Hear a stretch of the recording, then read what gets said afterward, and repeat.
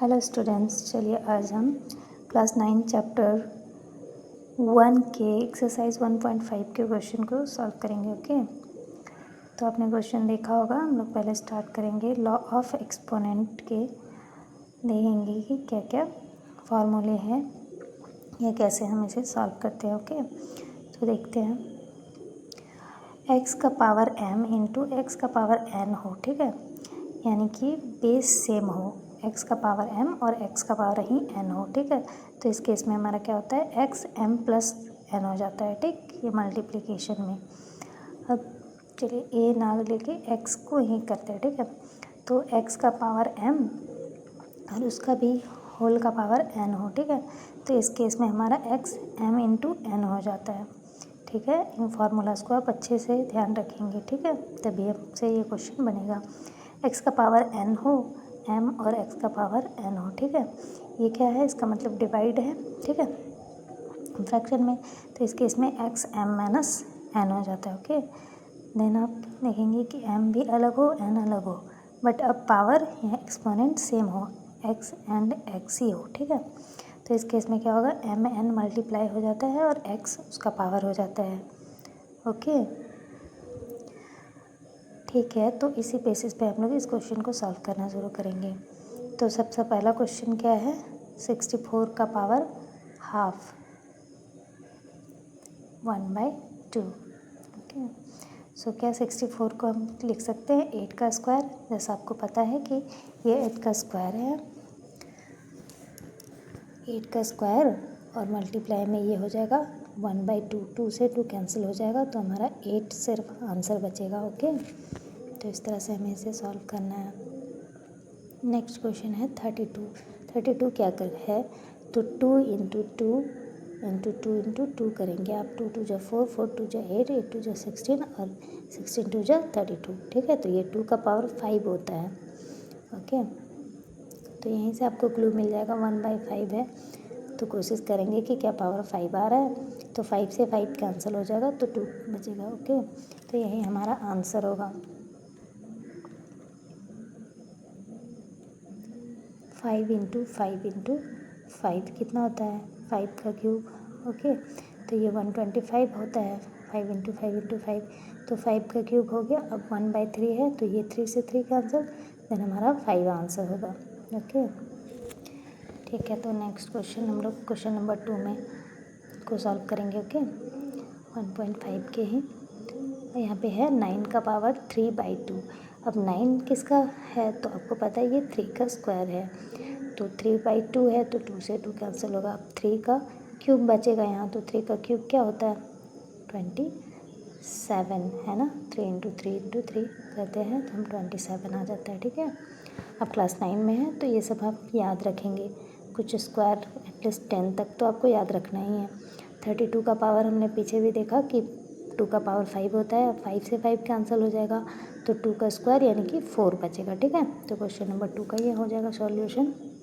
Move करेंगे question number 3 पे।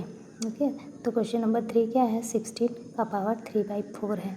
अब 16 अगेन क्या होगा, तो 16 क्या है, 2 का पावर 4 है। ओके, 2 इंटू ठीक है, 2 इंटू टू। ओके, 4 टाइम्स 5 लिख दिया है हमने, उसे हटा देंगे, 4 टाइम्स 16। ओके, तो 2 का पावर 4 हो जाएगा। अब यहाँ पे हमें 3/4 यानी कि 3/4 है, तो 4 से 4 कैंसिल हो जाएगा। ओके, आपको ध्यान में इस क्वेश्चन में आप एक ट्रिक की तरह इसे इस्तेमाल कर सकते हैं कि जो भी नीचे का पावर हो उसको अल्टीमेटली आपको काटने का रखना है, ठीक है। तो 4 से 4 कैंसिल, तो 8 बचेगा, ठीक है।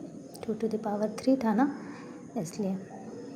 तो 125 अगेन ये 5 का क्यूब है, ठीक है, इंटू करेंगे -1/3 से, तो 3 से 3 हमारा कैंसिल हो जाएगा, 5 का पावर -1 बचेगा। ओके, तो इसका वैल्यू क्या हो जाएगा, तो -1 जब होता है इन्वर्स होता है, तो ये 1/5 हम लोग इसे लिखते हैं, है ना। यही 5 ऊपर जाके -1 हो जाता है पावर।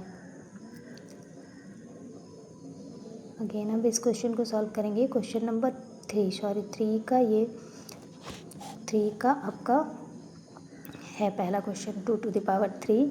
अब यहाँ पे आप देखें कि बेस सेम है और मल्टीप्लाई में है, तो क्या होगा, पावर आपस में जुड़ जाएंगे तो 2/3 प्लस में क्या होगा 1/5 होगा।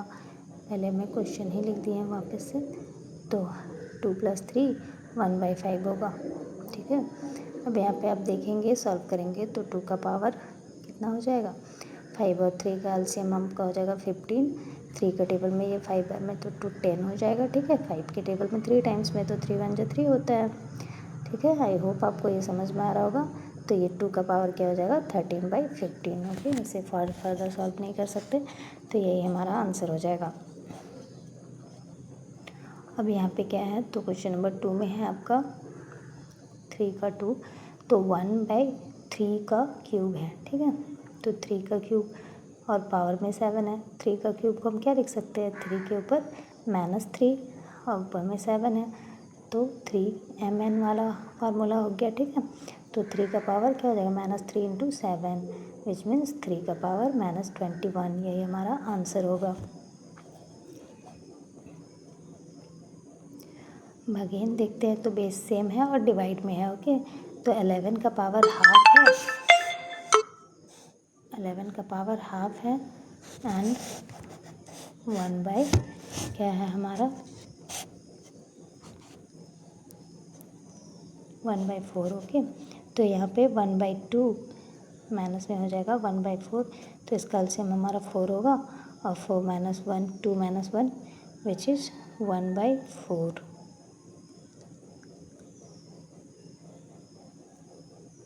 ये हमारा आंसर हो जाएगा। सो 4 में हमारा क्या होगा, तो 7 का पावर हाफ है एंड 8 का पावर हाफ है।